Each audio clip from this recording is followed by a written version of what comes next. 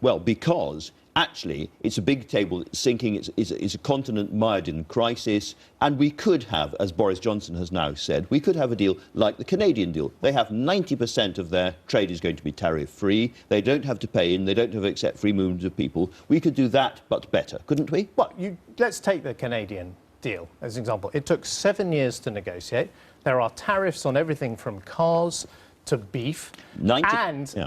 3/4 of our economy is in services, and they don't have a services deal. The only way you get access. Every country is different. Well, every deal could be different. Well, but if we exited Britain, exited the EU, are you really saying that as Chancellor you couldn't negotiate a decent free trade deal with the rest of the EU? We would, of course, try and do the best we could. But you had the German finance minister on this programme last week. He could not have been clearer, which is the only way you get the access to the free trade single market that Britain needs is if you pay into the European Union budget and you accept the free movement of people. So why would you want to do those things and have no control over the rules, no control over how the budget is spent?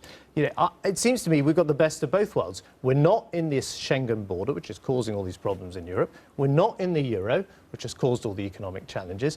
But we do have access to that free trade single market. And in return for that, we have free movement of people, and there's not much we can do about that. You would have free movement of people, as I say, if you did the kind of deal that Switzerland does or Norway does to try and get access to the... But Canada does not have access to the... Look, I don't want us to be Canada. I want us to be Great Britain. And, in the end, this is not some political game.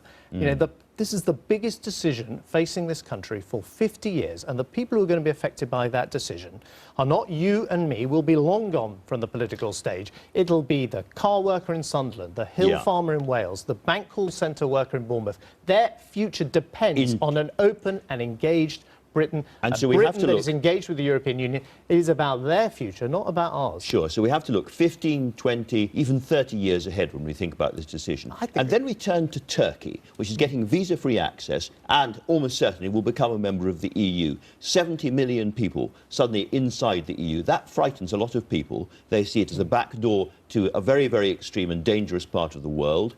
Lots of people can move through the Turkish border into the EU. That's the kind of risk on your side of the argument that we have to think about as well, isn't it? Well, I think it's a perfect example of why it's in our interests, yes, to engage with our near neighbourhood, like Turkey, but because we've got the best of both worlds, we do not have to give access to Turkish citizens coming to the UK. They will still require visas, and that's because we are not part of but we're talking about the future. We're talking about what's going to happen eventually, and people have to assume that kind of thing will happen. But, Andrew, that isn't entirely a decision for the British House of Commons. People talk about sovereignty.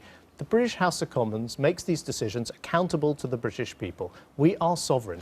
But in my interest, in my view, and in the interest of the British people, what we want is to have control over our destiny, and you have control over your destiny by engaging with the world, not running away from it. Are you suggesting that if Turkey joined the EU, we, as a House of Commons, could keep Turks out of the UK? I just don't see how that would happen. First of all, we have a veto over whether Turkey joins or not. So we can set conditions, and we've made it absolutely clear that we will not accept new member states to the European Union and give them unfettered free movement of people unless their economies are much closer in size and prosperity to ours. So Britain would block Turkish accession? We've made it absolutely clear that whilst countries might or might not accede, we'd have to make that decision at the time, they would only have free movement of people if the economies was of similar prosperity. I'm sorry to come back to this, but you're saying that for this foreseeable future, Britain would block Turkish accession to the EU. Well, that must be what you're saying. For a start, as I say, I think Turkey is an incredibly important ally, big partner in NATO and so on, and it's important it has close relations with the European Union. I don't frankly think Turkish accession to the EU is on the cards anytime soon. We could, if we wanted to, veto it, as other countries could.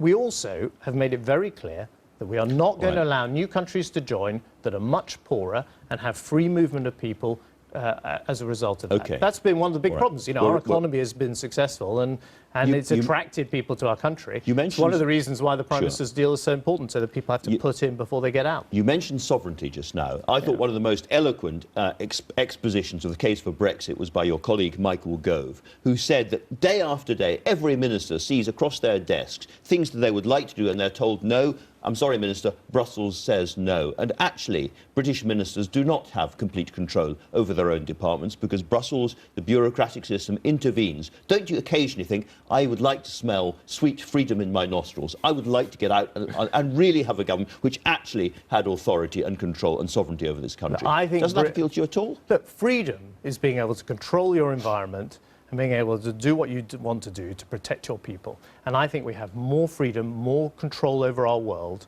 by being part of the European Union. And this point about sovereignty, we are engaged in a sovereign act as a nation. We're making a decision about whether we want to be in the European Union or not. It's entirely our decision. It's a decision for the British people. So we are sovereign. Okay. The question is, what do we choose to do with our sovereignty? Let's take NATO. We choose to be part of NATO. If someone attacks another NATO country, we have to go to war against that country. That's, in some sense, you would say, an abrogation of sovereignty, the act of war. But we're much safer, more secure, and we have more freedom and control because we're part of NATO. I think the same thing applies to the European Very Union. briefly, according to the papers, the Prime Minister thinks that Boris Johnson is after his job. Do you agree? Well, I mean, there's a string of these memoirs from Lib Dem ministers, and I worked very hard to make sure that they were writing their memoirs, these Lib Dem ministers. Yeah, well, they were. You've been successful. I don't really recognise much of what he said. I mean, I don't think it's the greatest revelation in human history to discover that Boris Johnson is interested in a job in government. In the Prime Minister's job in government as well. Well, you'd have to ask him. You had a very good interview with him last week. I did ask him. He denied it, but there we are. Heaven and hell, and the Chancellor is still with me, not to talk about heaven and hell, but to talk about driverless cars, because I've read a lot about this in the papers. This is going to be a major initiative coming up in the budget and afterwards. Yeah. Driverless cars and driverless lorries? Yeah. Tell us more. No, this is a massive technological change to the way cars work. And in places like California, they are now trialling these driverless cars. I don't want Britain to be left behind. Our car industry is incredibly important, and companies like Nissan and Jaguar Land Rover are developing these cars.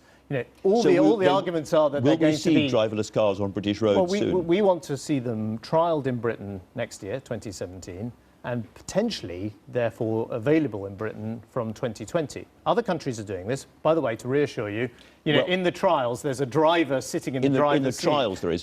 Does this mean I can go to the pub and get completely smashed and climb into my car and go home safely? I don't think we've come to the alcohol rules yet for I'm just interested. I mean, a lot of people are thinking, can I read the paper in my car, drink in my car, and so on? There's an incredible amount of change going on in our world. And I guess one of the big things I'm trying to argue for in Britain is we need to make the changes to adapt to this world, to be ahead in this world. If you think Britain was the home of invention, let's keep being the home of invention. And great cavalcades of driverless lorries as well, we're told. Doesn't this mean that HS2, which is going crazily over budget, we're now told the trains will fall off the rails if they're going at their full speed. Actually, it's time to junk that. Oh, absolutely not. Britain is the country that developed the railway. Are we really going to be the people who say we're not going to build any more railways? And are we going to be the people who say we're not at the future of car technology? Let's not withdraw from the world. Driverless cars, yes. Trains as well.